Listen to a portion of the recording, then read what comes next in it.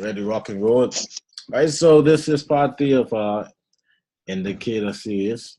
This one's going to be really short, but this is entitled Luck Out because basically there's a few things that you need to know, a few things that I've noticed with super signals specifically that you really need to be aware of before you go ahead and you just try to look at how a signal corresponds with stochastics crossing an extreme. All right, because you see here stochastics crossing extreme and super signal line up, and we did get a really nice sell. Did probably 25 pips, but if you notice, it went up here, but you didn't get a signal. You didn't get a signal, even though stochastics crossed an extreme, and it clearly shifted in direction because it was oversold, but you didn't get a super signal. And it went up, and it went up probably about the same amount of pips that it went down, if not even more, as you can see. But we don't know why that is. But right here, super signals went, and it gave us a signal to go short, and it didn't cross, and it went, and it plummeted. It plummeted. And the thing to watch out for here is repetitive super signals of the same kind. So what I mean by that is, we can see here that the signal came in and it told us, hey, go short. And we probably went short, and we noticed that, all right, it was approaching extreme on stochastics. So let's get out. And we waited to see if another signal would form or what would happen. And then we wait to get back in, but it didn't. And it formed another super signal of the same nature again. That right there is what you want to look for. When you see two super signals like this, or if it's two long signals back to back, you're potentially gonna see a very strong move in that direction in which the signal indicates. All right, and here's one example, and you can tell that was a crazy move. Really? That was a real crazy move. Can you see that? Yeah, I can see it. All right, awesome. I have more examples here. I marked with this pair before I started the call, and here's another example here. As you can see, we did not get a signal signifying right here.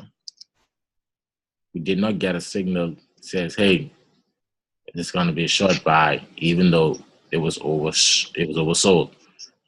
Instead, here at the end of this long position, you got a signal saying go short, and it wasn't anywhere near an extreme, but it went short significantly, crossed an extreme, and came to another extreme and said went short. And that right there is something to look out for, because if you can catch that, you'll be sitting very, very nicely. And as you can see, after two signals back to back, this thing really, yes, destroyed it. And that was crazy. Really? That was great. That's really crazy. This is the same one you got? No. I didn't trade this. This was way back in the class. When is this? This is in January. This is on the 31st of January. So yeah, I didn't get this, but this is just how the super signals work in a way where you can look at it and you can see this pattern and understand the strength of the signal, you know, and this is something that you can't look at stochastics and I guess say, okay, crossing extremes is going to be strong.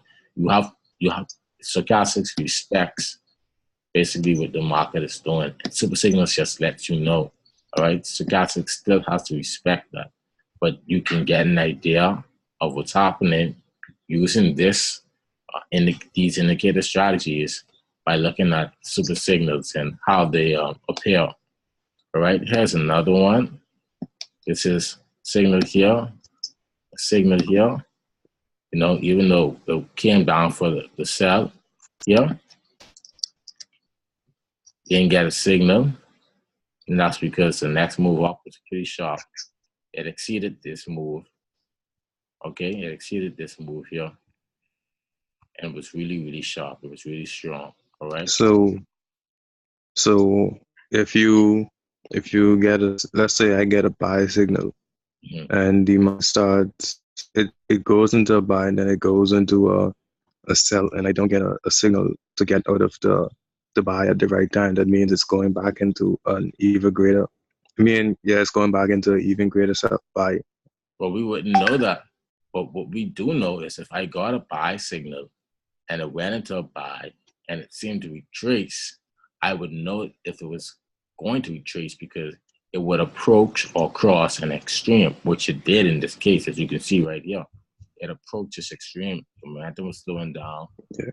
And I know automatically, and I said this in the previous video, part 2, when Cameron asked this question, if something like that happened and it didn't plummet, you know, it didn't go all the way up here or something like that, even though I got a signal when it crossed an extreme, I would know to get out.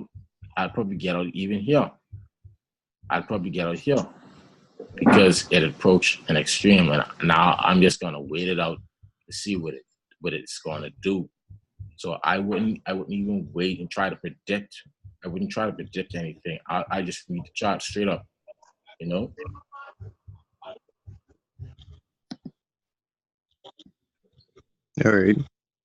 All right.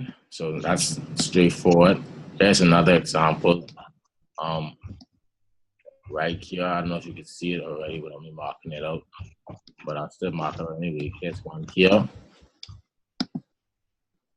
Here's one here. And it skyrocketed, exceeded the previous move up, and it's extremely strong. All right. Now, this is pretty interesting, this case here, because it's going to prepare us for something that we're going to look at that's further down in the past. But if you notice, this doesn't just have 2 signals back to back. It has 3. Right here. It has 3 signals back to back. And that's something that you definitely want to be careful of. And I'll explain why I say that in a minute. The reason is because you can have 2 very sharp signals, like this.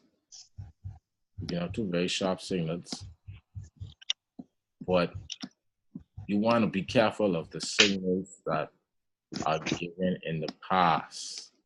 And why is that? Because if I have 2 very sharp, very, very sharp signals, and like here, nice, these were 2 sharp signals, but I didn't get a move down. And that's because the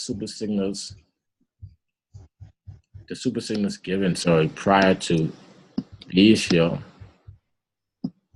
exceeded the amount of the signals that were given in the opposite direction.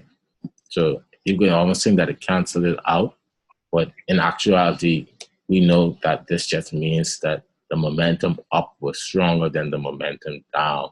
And so the signals were weak. And if you had watched this in real time, you would know because this signal is only, this is 30 minutes. This whole thing from here to here is hours. This only went down in a few hours. So we know that the signal is weak and that this point here on the stochastic chart down here crossed to this extreme, the low extreme, readily quickly. And so we know that this is just a sign that the momentum down was really, really weak. And because the momentum up, as we can see from the signals, was really, really strong. Even though we got two down or short signals, back to back. So it works like that. And that's just something that you have to be careful of. All right. You can get 3 signals signifying a strong momentum in that direction, whether it's a buy, could have been a sell. And then you can get 2 signals after that. And you would expect for the strong momentum to have preference over the short momentum. You can still get a short sell, of course. It happened here, you know. You still get a short sell from here to here, you know, whatever the case is. That wasn't bad at all. Right on probably 5 pips. Super signal still respected, but it's not significant. You understand what I mean? Yeah. Yeah, I understand. So that's something that you want to be careful of. And that's basically how you can take this simple idea of a signal and stochastics and really master it, take control of it. You know, put this and this here, strong signal down, greater signal down, all right? And this here was a weak signal up. So the fact that we got a weak signal up, match between these 2 down signals, and then we had this repeat of 2 strong, well, 2 similar, because we wouldn't know this is strong, but 2 similar signals approaching extreme. We could almost say we could have almost prophesied this is going to be a crazy move down. All right, and this is the Great Britain pound versus the Japanese yen, and I'm sure if we had, yeah, what you say, prophesy. I'm pretty sure if we had used another platform like Traders View or whatever the case is, we would through market technical analysis, we would have been able to tell that this was probably going to move down. But the super signal and the stochastics, it did the job. It did the job with half the effort. You know, you just have to know what to look for, know what you want and what you don't want. What you don't want is 2 signals of the opposite direction or less signals of the opposite direction coming after signals that are in the other direction. That's a no-no. That shows a weak trend. What you want is quote unquote engulfing, because these signals are gonna, for less or better terms, cancel this one out, and that shows a stronger trend. And basically, that's what you want to look for when you using these signals on your mt4 terminal. And yeah, it's really helpful, bro. It's really good. Solid. So yeah, any questions on that? It was pretty straightforward. I think I understand it. I'll know for sure when I put it into practice. Definitely. Or demo it or something. Definitely demo it. Make sure you're comfortable with it. Look at other ways super signal appears. And because the thing I like about a super signal it appears before the move is made.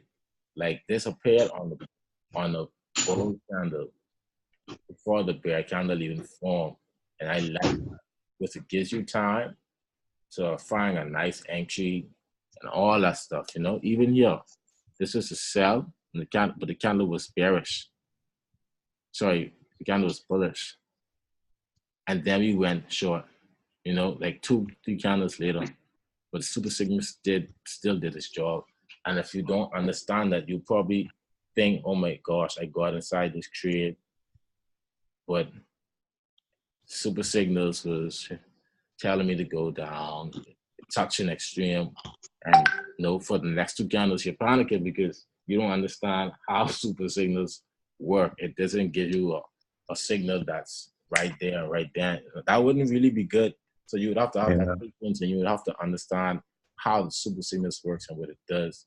And if you do, then you would wait out those 2 candles, and then you would get profits like I showed you guys I got from using this little technique inside the Telegram group. Mm-hmm. But that's solid, right? So that means you could get back in the game. Oh yeah, it means anybody can get in the game. Mm-hmm. Right, man. So I'm so happy when I say that. It's like mother free check with my boy beating up the charts and then. All right, man. Yeah, man. So, any further questions? No, B, I'm good. I'm good. All right, man. If that's it, well, I that's it. wanted to ask who taught you this? This is a pretty good strategy.